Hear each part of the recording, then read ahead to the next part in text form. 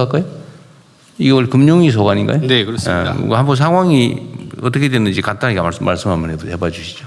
네, 그 말씀 주신 대로 이 취지가 뭐냐면 그 해외에서는 그때 됐고 해외에서는 2배, 3배까지 뭐 네, 우리나라 상품인데 우리나라 상품을 갖고 레버리지 상품이 있었고 그리고 또 국내 투자들이 해외 나가서 하고 있었고 그러니까 해외에서 되는 걸 국내에서 막는 이 제도를 오히려 국내 제도권 틀로 들어와서 투명하게 투자자 보호를 그쪽 가면 더 약하거든요. 그래서 투자자 보호 같은 경우는 예탁금이라든지 교육이라든지 더 강화돼서 보호하는 게 맞고 상품도 투자자 선택권 다양화하는 측면도 있고 그래서 오히려 자본시장 선진화라든지 이런 측면에서 이런 것들이 필요하다 이런 측면에서 했는데 네. 문제는 이게 어쨌든 국내 투자자들의 불만의 한 원인이 됐던 건 사실인 것 같아요. 그러니까 이게 이제 상승 국면에서는 오히려 상승을 심화시키고 격화시키고 하락 국면에서는 하락을 좀 심화시키잖아요. 어쨌든 이 레버리지라고 하는 게 지렛대니까. 근데 이게 이제 아까 얘기한 대로 이 불안정을 강화하는 건 분명한데 이게 외환 시장하고 연동이 돼 있었던 것 같다 이 말이야. 아까 내가 얘기한 대로. 근데 그 효과는 어땠는지 어쨌든 시장에서 이거 문제다라는 지적이 있잖아요. 네. 그럼 그에 대한 보완책은 뭔지 네. 아니면 원래 뭘 잘못한 건지 한번 그 얘기 간단하게 한번 들어보고 싶어요. 일단 효과는 어때요? 애초에 기대했던 대로 외환 시장 안정에는 도움이 됐습니까?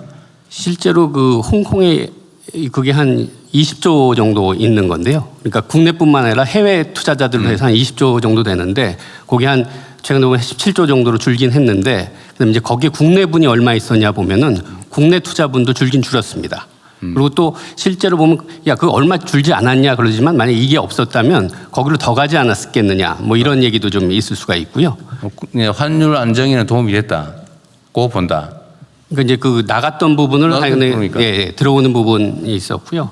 그다음에 국내 주식시장의 불안정이라고 하는 불안정 심화라고 하는 마이너스 효과도 있잖아요. 이제 그런 부분들은 기본적으로 지금 글로벌 반도체 종목 자체가 워낙 출렁임이 많습니다. 우리뿐만 아니라 뭐 일본의 키옥시아 그다음에 미국의 샌디스크 뭐 이런 것들은 더 출렁입니다. 우리보다 더 심했다고. 네, 반도체 종목 자체가 지금 기대랑 우려가 막 서로 혼재되면서 그때 막 출렁이고요. 근데 이제 우리나라 같은 경우는 삼성전자랑 하이닉스가 예전에는 한 22%였거든요, 시총에. 근데 작년 말에 한 30%, 그다음에 금년 최근에는 53%. 그러니까 출렁이는 거에 맞는 면적이 훨씬 더 커졌습니다. 여하튼 이게 레버리지도 일본 해외에는 원래 3배까지 있었고 거기에 어쨌든 국내 투자자들이 해외에다 투자하는 게 외환 유출의 원인이 되니까 원래는 외환 안정을 위해서 국내 투자를 권장하기 위해서 만들었던 거다. 해외에도 있는 걸 국내에서 오히려 완화해서 만들었다. 투자자 보호 측면도 있고요. 해외는 예탁금 제도도 없고요. 교육 제도도 없고요. 그냥 하는 거고요. 저희들은 와서 그런 걸 하고 그다음에 이런 건 ETF라는 그 용어도 못 쓰게 했습니다. 이 상품에 ETF라는 건 이제 장기 분산이라는 의미가 있는데 이건 단기 고위험 상품이기 때문에 해지를 하거나 여러 가지 다양한 방법 중에 하나로 쓰여 있는 거고 단기 고위험 상품이기 때문에 ETF라는 용어도 못 쓰게 하고 저희들이 한 투자자 보호를 할 수 있는 방식 내에서는 다 했고요. 하여튼 그 당국으로서는 나름의 노력을 했다고는 하지만 시장에서는 필요 이상으로 시장 불안정을 키웠다라고 하는 비판이 있고 그건 환율 안정이라고 하는 측면의 정책 효과를 노렸다고는 하지만 뭐 국민들이야 그런 것까지 고려해야 될 건 아니고 하여튼 주식시장의 참여자들 입장에서는 이거 정책상의 비효율 또는 문제가 훨씬 더 크다라고 보니까 그 어쨌든 보완책은 신속하게 또 충실하게 만들어야 됩니다. 지난주에 시간이 너무 오래 걸리는 것 같기도 하고요. 지난주 목요일 날 발표를 했습니다. 근데 그거 가지고도 뭐 이거 가지고 되겠냐 이런 지적이던데.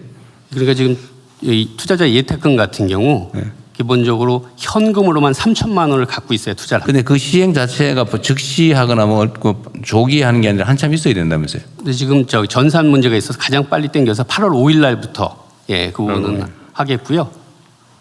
그러니까 어쨌든 그런 것도 미리 예상했어야 된다고 하는 게 이제 시장 참여자들의 요구인데 물론 정책 당국 입장에서야 완벽하게 하는 게 어렵긴 했지만 어쨌든 신속하게 또 필요한 대응 조치는 좀 과감하게 하도록 하십시오. 네, 시장 영향 계속 살펴보면서요. 필요한 거기- 경우에는 추가 대책도 거기 하필이면 급상승 국면에서 조정되는 요 꼭대기에서 도입되는 바람에 마치 이것 때문에 문제가 심각한 것처럼 착시를 일으킨 측면도 있어 보여요. 네, 5월 27일 날 도입이 됐는데요. 실제로 고점은 6월 22일 날 다 반도체들이 고점이 나온 거거든요. 그 6월 22일부터 지금 많이 빠지기 시작했습니다. 대통령님 아까 말씀하신